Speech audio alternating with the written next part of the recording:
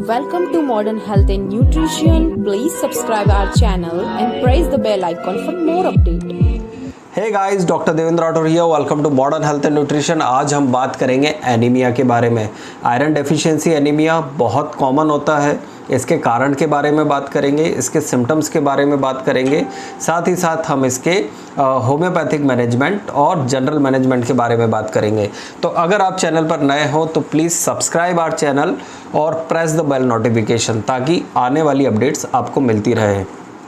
सबसे पहली चीज़, anaemia, iron deficiency anaemia नाम से ही पता चल रहा है कि आयरन की कमी के कारण आपको एनीमिया हो जाता है। अगर एनीमिया मतलब जो रेड ब्लड सेल्स होती है उसकी कमी हो जाती है, जो कि हमारी ऑक्सीजन कैरिंग कैपेसिटी जो रहता है उसको भी कम कर देता है। ऑक्सीजन जो रहती है वो रेड ब्लड सेल्स के थ्रू हमारे बॉडी के एक पार्ट से दूसरे पार्ट्स पर ले जाई जाती है। अगर सरल भाषा में इसे समझें, एनीमिया के कारण इसकी कमी हो जाती है। क्या रीज़न होते हैं इसके?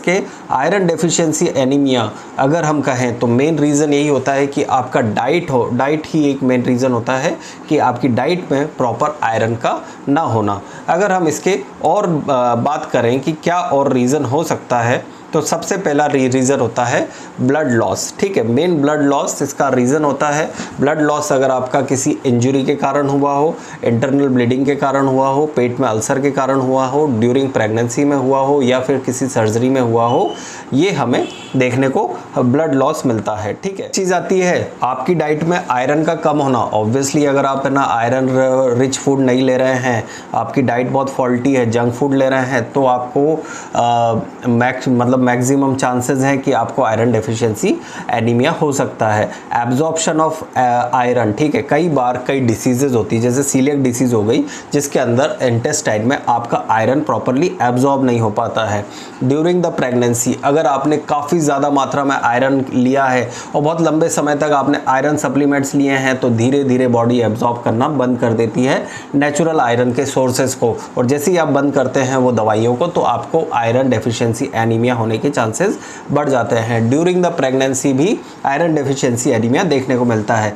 रिस्क फैक्टर के बारे में बात करें, किनको ज़्यादा होता है? वुमेन में ज़्यादा कॉम्प्लिकेशंस होती है आयरन डेफिशिएंसी एनीमिया। एज के रिलेटेबल देखें तो ओल्डर पेशेंट्स में हमें एनीमिया देखने को ज़्यादा मिलता है। अगर हम इसके बारे में और बात करें कि अगर आपका डाइटरी शेड्यूल, तो ऑब्वियसली वेजिटेरियन लोगों में आयरन डेफिशिएंसी एनीमिया देखने को ज़्यादा मिलता है। अब इसके सिम्टम्स के बारे में बात करते हैं, तो सिम्टम्स आपकी स्किन जो रहती है वही हमें बता देती है कि आपको आयरन डेफिशिएंसी एनीमिया है या नहीं है। आपकी जो आंखें होती है वही हमें बता देती है। आपकी जो टंग होती है वो पेल येलो और रेड मतलब वाइट कलर की जो स्पेसिफिक जो दिखना होता है वो हमें देखने को मिलता है आयरन डेफिशिएंसी एनीमिया। अचानक से ब्लैकआउट होना, अचानक से चक्कर आना, डिजीनेस होना, दिल की धड़कन का अचानक से तेज होना या हमेशा तेज चलना आयरन डेफिशिएंसी एनीमिया का भी एक लक्षण हो सकता है।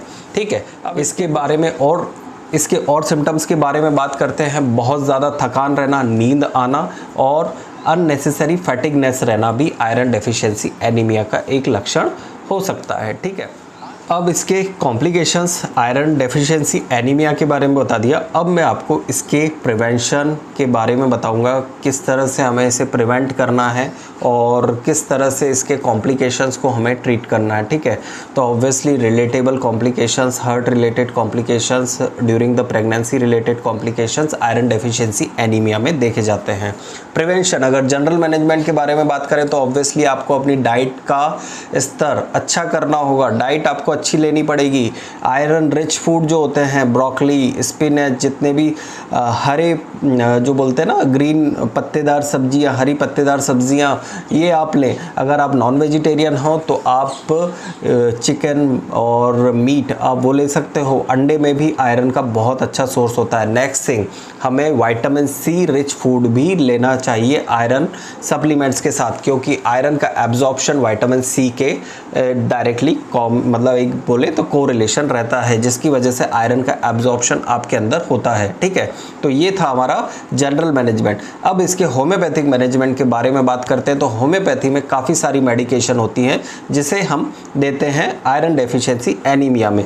अब मैं आपको आयरन डेफिशिएंसी एनीमिया के लिए एक कॉम्बिनेशन बता रहा हूँ होम्योपैथी में, जो कि आप स्टार्ट कर सकते हैं हमारी सलाह से, या फिर आप कहीं से भी आप जाकर उसे परचेज़ कर सकते हैं अगर आपको आयरन डेफिशिएंसी एनीमिया है। लेकिन आप साथ ही साथ किसी होम्योपैथिक डॉक्टर से भी कंसल्ट करें।